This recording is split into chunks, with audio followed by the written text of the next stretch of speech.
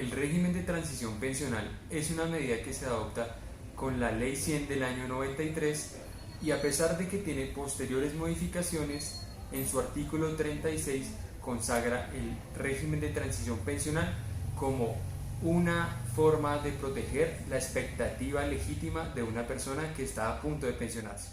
Para poder ingresar, el trabajador que busca que se le respete el tiempo, la edad y el porcentaje debe cumplir 3 metas u objetivos a lo largo del tiempo.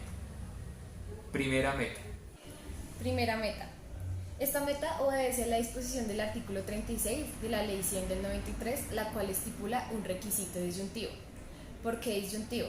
Porque tanto la mujer como el hombre, a la entrada en vigor de la Ley 100 del 93, debe haber cumplido la mujer la edad de 35 años y el hombre de 40 años de edad. O cualquiera de los dos haber cotizado 15 o más años. Otro tema bastante importante es la entrada en vigencia del régimen de transición pensional. Para los empleados públicos del orden nacional y para los trabajadores privados, la entrada en vigencia es el 1 de abril de 1994. Para los empleados públicos del orden territorial, tales como personas que trabajan en municipios, departamentos o distritos. Esta entrada en vigencia está regulada por cada uno de los entes territoriales a su libre albedrío, pero no puede pasar del 30 de junio de 1995. Un ejemplo muy claro es Bogotá, donde la fecha que se eligió es un día antes de la fecha de corte, es decir, el 29 de junio de 1995. En esta meta se deben tener en cuenta dos nociones supremamente importantes. La primera de ellas es haber cumplido con todos los requisitos de la primera meta anteriormente nombrada, y en segundo lugar, haber cotizado 750 semanas a la fecha en vigor del acto legislativo, que es el 29 de julio del 2005. Tercera meta. La tercera meta, después de haber cumplido las dos metas anteriores, es el paso más cercano a poder ser completamente cubierto por el régimen de transición pensional y recibir una pensión. Para poder cumplir la tercera meta es que el 31 de diciembre del año 2014 tuvo que haber cumplido todos los requisitos que se necesitan para pensionarse. Surge una nueva incógnita, y esa nueva incógnita es saber cuáles son los requisitos que yo debo cumplir para pensionarme. Ante esa incógnita surgen 3 posibles respuestas y van alineadas a qué tipo de empleado es el que está haciendo la pregunta. Si el empleado todo el tiempo cotizó en el sector público, la ley que lo va a regular es la ley 33 del año 85. Si trabajó todo el tiempo y cotizó en el sector privado, va a ser el decreto 758 del año 90. Pero si cotizó tanto en privado como en público, la ley aplicable será la ley 72 del año 88. Para poder entender cómo se deben aplicar efectivamente y bien cada una de estas regulaciones, lo que debemos tener en cuenta son 2 elementos muy importantes. Debemos tener claros 2 conceptos claves para la seguridad social, los cuales son el IBC y el IBL. El IBC es el ingreso base de cotización, el cual es la porción de salario que se necesita como base para cotizar. Para saber qué es salario y qué constituye salario, nos debemos remitir a la normatividad del Código Sustantivo del Trabajo en sus disposiciones del artículo 127 y 128. En segundo lugar, el IBL es ingreso base de liquidación, el cual está estipulado en el artículo 21 de la Ley 100, el cual es el promedio de todos los salarios o rentas que el afiliado ha cotizado durante los 10 años anteriores al reconocimiento de la pensión. Ya teniendo claros 2 elementos tan importantes como el IBC y el IBL, vamos a empezar a adentrarnos en las legislaciones específicas para determinar cuáles son los requisitos. Para el trabajador privado, lo que vamos a tener en cuenta son varios elementos. El primero de ellos es la edad. La edad es 55 años en mujer, 60 años en hombre y un tiempo trabajado de 1000 semanas. Viene una cuestión importante y es el porcentaje. el porcentaje va del 75% como base y asciende hasta el 90%. Para poder saber cuál es el porcentaje que se debe pagar para el trabajador del sector privado, vamos a partir de la base de 1000 semanas, que sería igual a un 75%. Partiendo de la base de que 75% son 1000 semanas, ¿qué pasaría si hay trabajadores que tienen más de 1000 semanas? Si el trabajador posee más de 1250 semanas, se entenderá que siempre le va a corresponder 90%. Pero ¿qué pasa si son más de 1000 y menos de 1250? Cada 50 semanas van a sumar un 3% a la base del 75%. Un ejemplo, si tenemos 1150 semanas, tomamos 150 semanas, la dividimos en 50 y nos da el número 3.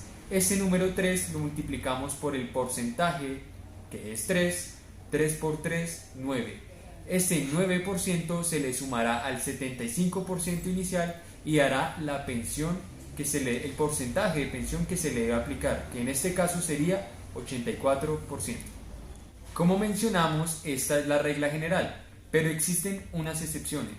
Por ejemplo, cuando una persona se puede llegar a cotizar con 500 semanas, pero el porcentaje va a ser completamente diferente. La base va a ser del 45% y la regla aplicable va a ser exactamente la misma. Cada 50 semanas se le suma un 3%. Si tenemos 500 como la base mínima y 45, si le sumamos de a 50 semanas y le aumentamos 3% por cada una de ellas, cuando complete las 1000 tendrá un 75%. Para los trabajadores que solo han cotizado en el sector público es algo mucho más sencillo. En cuanto al IBL, se sitúa y se mantiene en el 75% del IBL. En cuanto a la edad, tanto como hombres y mujeres se pensionan a los 55 años de edad, y en cuanto al tiempo, se deben haber cotizado 20 años, ya sean continuos o discontinuos. Ahora, cuando hablamos de los trabajadores que han cotizado tanto en el sector privado como en el sector público, se deben tener en cuenta 3 requisitos. El primero de ellos, en cuanto a la edad, es que la mujer debe tener 55 años de edad y el hombre 60 años de edad. El segundo requisito, en cuanto a tiempo, se mantiene en 20 años, que son 1028 semanas. Y en cuanto al porcentaje del IBL, se mantiene en el 75%. Explicados los diferentes requisitos y presupuestos que se deben cumplir para adquirir la pensión en el régimen de transición pensional, hay que advertir que el artículo 21 del decreto 758 de 1990 nos habla de unos incrementos a la pensión. Uno de los escenarios donde se puede llegar a presentar un aumento del 7% es cuando existen hijos menores de 16 años, menores de 18 años que estén estudiando o hijos inválidos. Por cada uno de ellos aumentará un 7% hasta el tope máximo del 42% desde que se demuestra la dependencia del beneficiario. El segundo escenario que se puede llegar a presentar es un aumento del 14% y este lo recibirá el cónyuge que se beneficia económicamente de él desde que éste no tenga una pensión. Es importante resaltar el tema de la acumulación de los tiempos, ya que es una pregunta muy frecuente en las personas próximas a pensionarse. La acumulación de tiempo hace referencia a los tiempos que no fueron cotizados al Instituto de Seguridad Social. Esto lo regula el artículo 12 del Acuerdo 49-1990, que es el decreto 758 del mismo año, en el cual en su texto estipula ciertos requisitos. El primero de ellos es la edad. La mujer debe cumplir 55 años de edad y el hombre 60.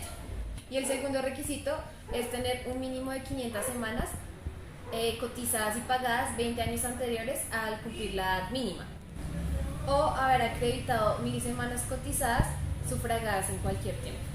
Referente a la acumulación de los tiempos, la Corte Constitucional se ha pronunciado por medio de sentencias SU 769 del 2014 y la C 490 del 2017, en la cual se ha pronunciado al respecto y dice que está en pro, o la acumulación de tiempo se da en pro al principio de favorabilidad, que es tanto como es un principio del derecho laboral, también lo es un principio primordial para la seguridad social.